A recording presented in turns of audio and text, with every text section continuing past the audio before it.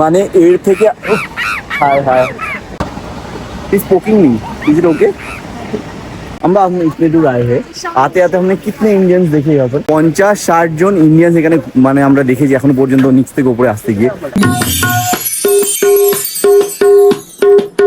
Hello guys welcome back to my blog. এখন বাজে হচ্ছে সকালের 5টা। আমরা 3 জন 3 মূর্তি বেরিয়ে পড়েছি আজকে ঘোরার ব্লগের জন্য। তো আজ থেকে 5 দিনের লম্বা টানা ট্যুর। আর দেখেই বুঝতে পারছো যে কেমন জায়গায় যাচ্ছি, যেখানে পুরো বরফে ঢাকা থাকবে, হনুমান থাকবে, গরম জলের পুকুর থাকবে, সব কিছু থাকবে। তো আমরা তো থাকি জাপানের পূর্ব দিকে মানে টোকিওতে, আর ওটা হচ্ছে একদম এক্সট্রিম পশ্চিম দিকে সাইবেরিয়ার কাছাকাছি। हम जा रहे हैं अभी Nagano. We are supposed to ski. We are supposed to snowmobile. हाँ स्की करेंगे ना। So see you guys. जो हाचीबान में दोनों हैं जिसका হাই আরিগাতো। আমরা শিনকানসেনে উঠবো, এখন বুলেট ট্রেনে উঠবো, চলে এসেছি স্টেশনে। আর এই প্ল্যাটফর্মটা specially for bullet train only. তো এখানে যারা বুলেট ট্রেনে করে যাতায়াত করবে তাদের জন্য এই প্ল্যাটফর্মটা, আর নর্মাল প্ল্যাটফর্ম আলাদা।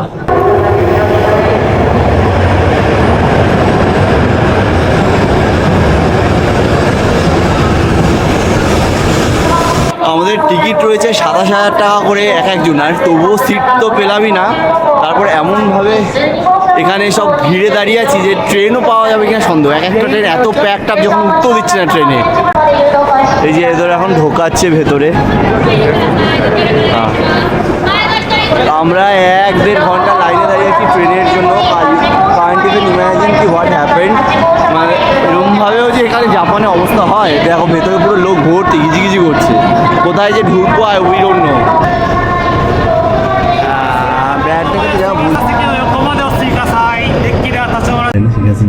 তো শাশ্বতের যে হচ্ছে প্রথমবার সিংহাসনে উঠেছে, কিন্তু আমি এর আগেও 2-3 বার উঠেছি, অনেকবার উঠেছি। Can you see Fuji?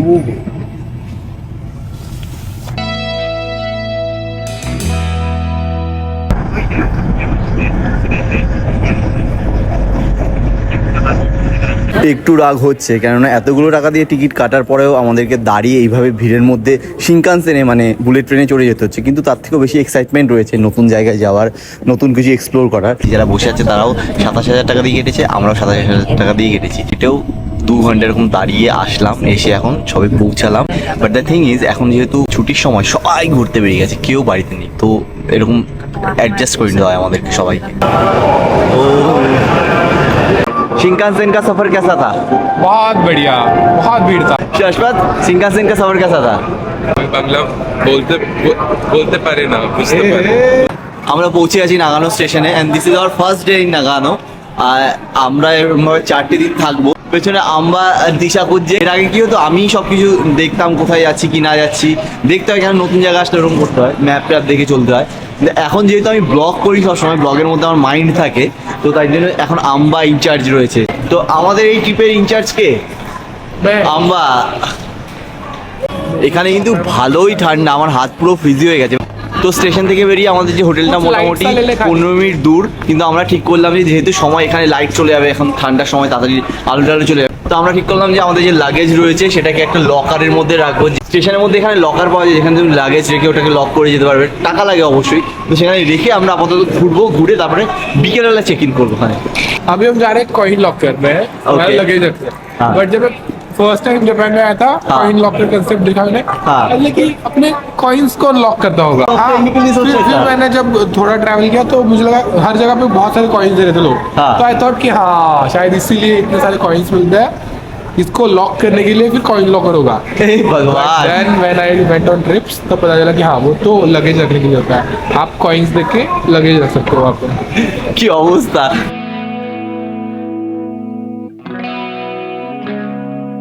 তো গাইজ এখানে এসেই প্রথমে অনিগিরি খাচ্ছি, জাপানিজ অনিগিরি। গরম গরম দেখো ধোঁয়া বেরোচ্ছে।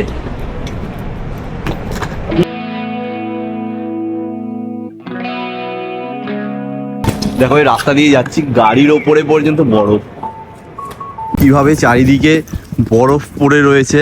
এখন তো আমরা তাও স্টেশনের আশেপাশে রয়েছি, যেমন ওই পাহাড়টার ওপরে যাব যেখানে বরফ রয়েছে প্রচুর, সেখানটায় কেমন ঠান্ডা হবে।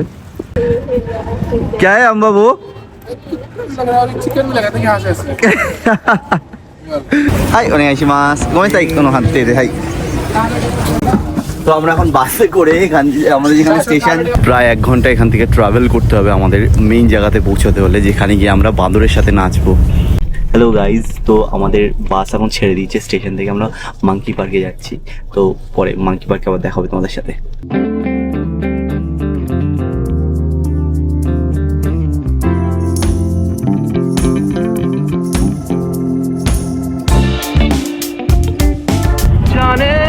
তো গাইজ আমরা এই বাসটা করে আমাদের লোকেশনে পৌঁছে গেছি, আর এরকম চারিদিকে ধূসর শুভ্র বরফ।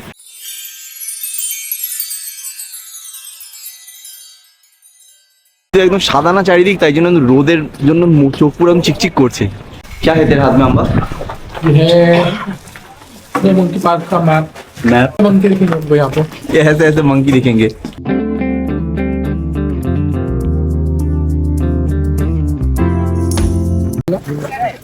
গাইজ এটা পুরো একদম স্নো হেভেনের মতন লাগছে, কিন্তু এখন বাস থেকে নামলাম, নেবে এখান থেকে আবার সোজা হেঁটে 40 মিনিট ওপরে যেতে হবে, ওই অব্দি আর কিছু যায় না। অনেক পাহাড়ের অনেক উপরে চলে এসেছি, একটা মাঝামাঝি জায়গা যেখানটায় এসে একটু বিশ্রাম। কফি হ্যাঁ পিউঙ্গা, তুমি বহুত জ্যাদা কাবাব। এখানে দেখো পাহাড়ের ওপরে এরকম একটা মাঝখানের জায়গা, যেখানটা একটু বিশ্রাম নিয়ে আবার ওপরে উঠতে হবে। এখানে সবাই কফি টফি খাওয়ার জন্য দাঁড়িয়েছে। তো আমাদের শাশ্বত যেটা বোকামো করেছে সেটা হচ্ছে জুতো, ভুল জুতো পরে চলে এসছে, আর আমরা কালকে কিনেছিলাম যে জুতো, সে জুতো পরে এসেছি। একটা বোকামোর জন্য কত বড় মানে ইয়ে করতে হচ্ছে, দেখো কত বুদ্ধি দেখেছো আমার। আমরা সব কিছু একদম আগে থেকে গুছিয়ে নিয়েছিলাম, কালকে লাস্ট প্যাকিং করে নিয়েছিলাম। তো এখনও ওকে আবার এখান থেকে শুজ গ্রিপ কিনতে হচ্ছে ওপরে ওঠার জন্য, নাহলে উঠতে পারছে না। একবার পরে মাজা ভাঙলে গেল, পুরো ঘোড়ার নাম রাম নাম হয়ে যাবে একবারে। Okay, have a seat please. বেশি লেট করলে সূর্য ডুবে যাবে, কারণ শীতকাল বুঝতেই পারছো। তাই আমরা আর ওখানে দাঁড়ালাম না, ওখানে ভীষণ ভিড়। তো উপরে যাচ্ছি সরাসরি। कुछ डिफरेंसेस फील हो रहा है ग्रिप लगा के? काफी सही हो गया। सही होगा ना। এখানে আরেকটা কফি শপ রয়েছে।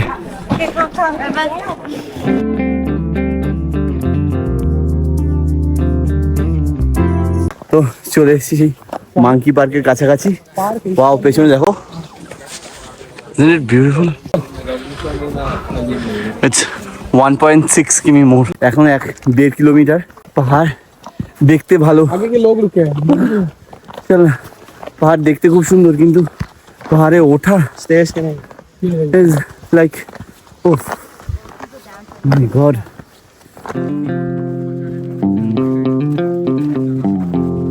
একবার যদি পড়েছে নিচে, দেখো কিরকম অবস্থা নিচে।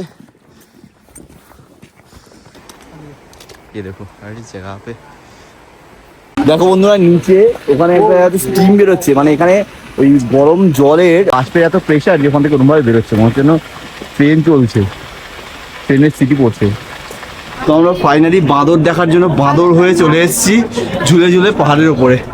ওফ God, look at this, be careful না। ও হে মাঙ্কি, হ্যাঁ ওই দেখো বান্দর বসে আছে। ও হে উনসেন, বলতাম না এই হনুমান কলা খাবি, বাচ্চা নিয়ে এসছে দেখো। ওয়াও, জল ঘাটছে, দেখছি কোথায় গরম জল, ঝাঁপ মারবে।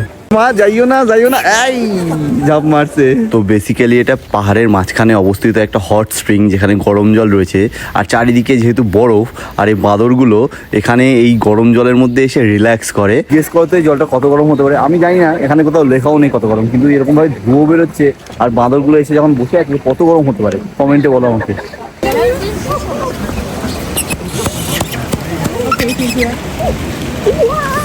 তো এখন আমরা এই যে রাস্তাটা দেখছো, এই রাস্তাটা ধরে নিচের দিকে যাব, আর এই পাশে দেখো ঝর্ণাটা রয়েছে। এই ঝর্ণার জলে যে একবার পড়বে এসেছে, কেননা কত ঠান্ডা হতে পারে এই ঝর্ণা জল, ভাবো। हम इतने दूर आए हैं, आते आते हमने कितने इंडियंस देखे यहाँ पर, एटलीस्ट कम से कम almost 50-60 Indians। 50-60 ইন্ডিয়ান্স होगा यहाँ पर। 50-60 জন ইন্ডিয়ান্স এখানে মানে আমরা দেখেছি এখনো পর্যন্ত নিচ থেকে উপরে আসতে গিয়ে। তাহলে শুধুমাত্র ভাবো, শুধুমাত্র এটা নাগানো একটা জায়গা যেখানে এত ইন্ডিয়ান্স রয়েছে, ঘুরতে এসছে, তাহলে কত ইন্ডিয়ান্স জাপানে ঘুরতে শুধুমাত্র আসছে। क्या है सामने? यहाँ पे ऑनसेन है, बहुत अच्छा सा ऑनसेन है। Let's go. তো গাইস সামনে একটা ভালো, ওই পেছনে ওখানে একটা অনসেন রয়েছে। অনসেন মানে হচ্ছে তোমার ওই হট স্প্রিং, যেটা গরম জলের পুকুর। সেখানে যাচ্ছি আমরা সবাই। একমাত্র ব্যাচেলার ট্রিপে আসলে এরকম হয়, যেখানে সেখানে ঢুকে যেতে পারবে, কারণ পরিবার নিয়ে আসলে সব জায়গায় যেতে পারবে না, এসেও এখানে ঘুরতে এসেও এইসব ফুকফাক দিয়ে ঢুকে যেতে পারবে না, ওটাই একটু সমস্যা। দেখো গাইস, এই যে বরফ চালানোর জন্য সব গাড়ি হয় না, হ্যাঁ ওয়ালা গাড়ি দেখো। তাই ফাইনালি আমরা বাঁদরের সাথে চান করতে এসেছি, এরকম চারিদিকে বরফের মাঝখানে গরম জলের মধ্যে বসেছি। অ্যামেজিং লাগছে, অ্যামেজিং লাগছে, মানে এর থেকে হাই হাই হাই ছোটু। এই বাঁদরগুলোর জন্য কত কিলোমিটার কিলোমিটার পাহাড় চড়ে এখানে এসেছি।